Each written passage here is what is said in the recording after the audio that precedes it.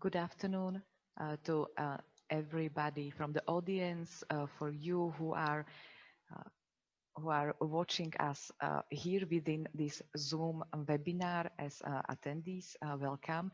Welcome also the people in the audience who are watching us on the YouTube stream.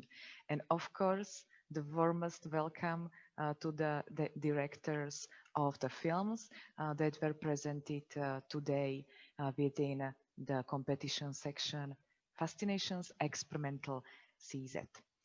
Which means these are the newest Czech experimental films that we present at 24th Ji.hlava International Documentary Film Festival. The films were made public today morning, and they will be available for the whole week. So anyone of you just now watching, or of your friends who you would like to recommend the films, can watch them anytime during this following week. I'm very happy that I can welcome here 5 directors, and we will be discussing each film separately. Each Q&A will last approximately 15 minutes.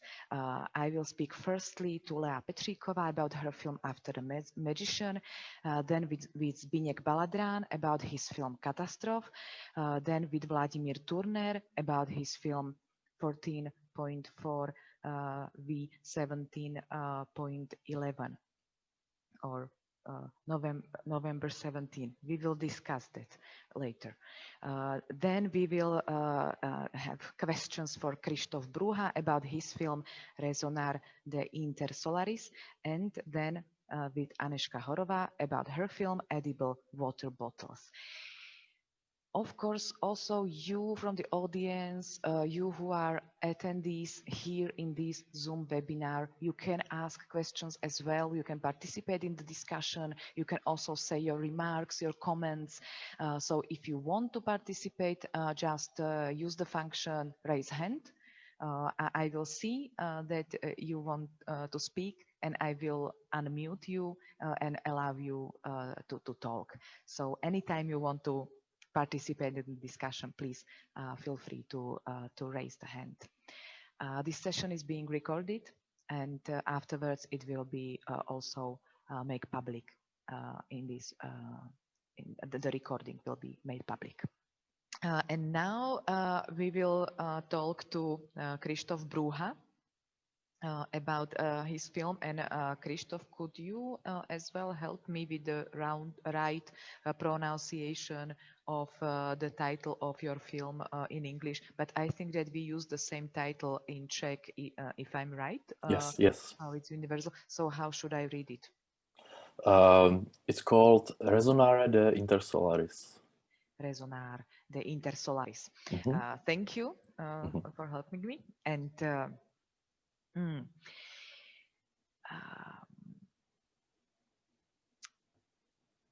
I will start. I'm sorry. I'm just going through my notes, and there are too many of them. So I have to decide which I should start with.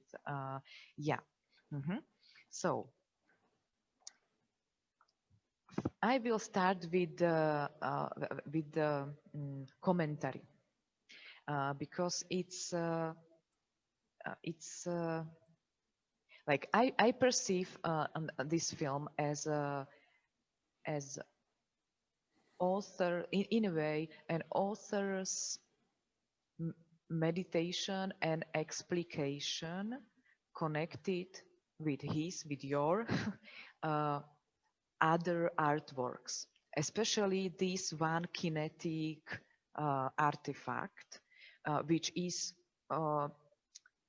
continuously revealing more and more to the viewer, and in the end we really see it, probably the whole artifact from different perspectives. And so through the whole film we are through different thinking levels, we are coming closer and closer to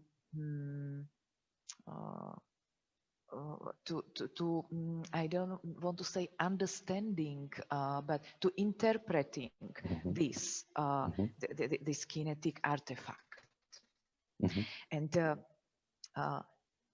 obviously the images are very strong for this thinking process. But anyhow, I would like to start with the easier part, with the commentary. Or with the spoken words. I was wondering why the commentary was told in this like machine-like diction, and there is also so many like foreign words in it. So it's not very easy to hear it. It's not also very easy to listen to it and comprehend everything. Also, thanks to accumulation of these foreign words. So it's not. It's not simple commentary. So why did you write it in this way, or appropriate it from other sources in this way? All right. So it's maybe the answer is to go on the beginning of this whole idea, which is the real kinetic sculpture, because the first thing I was create the Solaris, the kinetic sculpture, which is real and which was made for the, how to say it, expedition when I was exploring old volcanoes in Czech Republic, for example, the Říp Mountain or Prokop Valley. There is also one old volcano, and when the Solaris was set up, they are able to reheat or reheat the stone and make a time lapse how to say it, maybe like writing like path of the sun right on the stone physically. So the spectator could also be part of it, because when they see how the Solaris melting the rock, they could fix the memory on this happening, on this melting time-based medium. And when they are have a connection with the memory, they are also be able to part of the how to say it, maybe artifact of from the Solaris. Sorry, yeah. So if I just if I understand it well, the Solaris, which contains many surfaces that can reflect the light or the sunshine. Yeah, the big lens, actually. There is a big lens. Yes. So you mean that this light going through the Solaris or reflecting from its parts can have, in a long time perspective, can have some effect on the rocks of the already dead volcanoes, that they can melt the rocks or change their temperatures, and it is the influence that this kinetic sculpture can have on the physical environment where it is placed. Yes, actually, yeah. They physically could through, like, it's about 1 hour. They remelt physically the rock, just from the power of the sun. Really? Like Yeah. really it really could melt the rock in 1 hour? Just through the power of the sun. Yeah, that's because it's Wow. called Ah. Solaris, because in the translation it's called something like between sun and the medium. Yeah.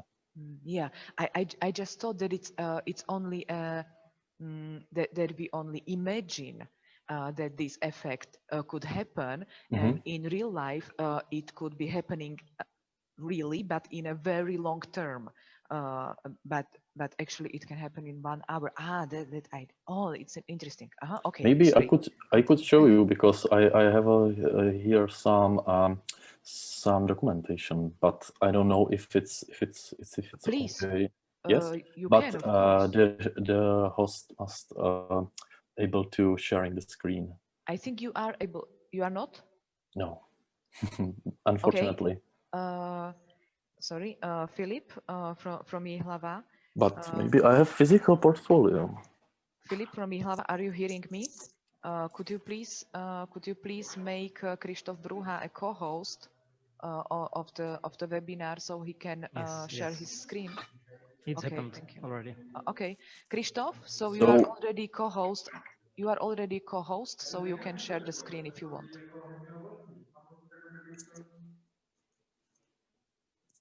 You can share the screen now if you want.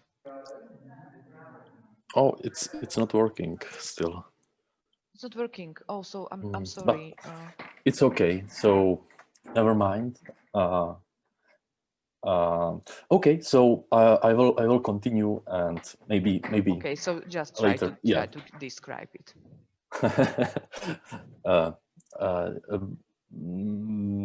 It's hard to describe, but you could see on my Instagram. Okay. Yeah, but yeah, that's the real sculpture which I was made for the diploma work last year, and make this expedition. And the video Resonare, the Solaris, was like extension of this idea which I built during this expedition. And the you said right, it's a lot of like hard words, like not easy to hear it for the and understand it for the first time, but I made it like that because I want to focus the viewer on some maybe some mood of the story, because you are also amazed with the landscape footage, which is there is maybe also important to say the whole video it's made in virtual space. I choose Unreal Engine, which is made for the game, so I had total freedom on this space, which I was created, like yeah, which I created, and I could do everything what I want. Could you specify which engine did you use? It's called Unreal Engine, and which is free to use, and they are also working with company called Megascans, which is and also it's also named Quixel. And this company is interesting because they have a mission to scan a lot of 3D environmental stuff around the world, and you could use to put to your game, or in my case in my movie. So in the movie I use the real stuff, which is 3D scanned. Yeah, this was what I wanted to ask. If the images that we see, if they are made by you, or if it is from like some data bank. But no, it was made by you. That you made the 3D scan and put it. I use There. already made 3D scans, but I assemble it in my world, actually, Okay. which I created. Yeah. Okay. So do these these do these places that we see, and they are obviously virtual or Yes. imaginatory. So do they refer to certain particular spaces in the real world, or is it a pure your world created completely? It's pure my world. Yeah, it's pure my world. I see, I see, I see. Okay, I was thinking that that the kinetic sculpture, the Solaris, that it was placed in a real place, but it's Yeah. not. Yeah, but, It it's is. not. It is, but not in this film. Yeah. Yeah. Okay. Okay. Okay. Fine. Now I understand. Thank you. Thank you It's for actually behind me, but we couldn't see it maybe. Oh, yeah, it's Some a little bit parts, too far some away. parts. Okay, so thank you for the clarification. And the last small sub question about the commentary, because it helps to articulate the topic or the motives that you wanted to stress out, especially the motive of time of Yes. the different intervals that are between, for example, between the certain action happens and its consequences and its influence, which is also in connection with the nature, where we can observe some of the consequences of certain actions very quickly, but some of them last really very long and are almost invisible or very subtle for our visibility. So this commentary it really articulates this quite clearly. Did you write it? And I think that you didn't answer my question. Why it is in Yes. this like mechanic like diction? You know, why it is Yeah. not, I don't know, Yes. your Yeah. voice or Yeah. Yeah. Yeah. like normal talking as we are talking now. That's true. It's because maybe it's I took it like a study of what I actually do before, what the Intersolaris is actually is, because I didn't know for sure what is it, because I just made it and makes this exhibition expedition, and after that I want to do like deeper research about that. Yeah, that's maybe this Yeah, reason. yeah, I see some connotations between what you say and why the commentary is like it is. Okay, so we thought about there are several other motives I would like to discuss with you, but our time is Yeah. almost up. I will just ask our attendees if maybe somebody has a question. No, then. Uh, Thank you, Thank you. Kryštof. I would very much like to see Intersolaris in some really physical environment. So I hope that maybe there will be some opportunity, and it seemed to me a really a very efficient way how to emphasize certain topics that you wanted to think through with the original artifact through the film that can add these other thought layers to that through this conceptualization. So thank you for the film and Thank you very much. for your answers. Yeah.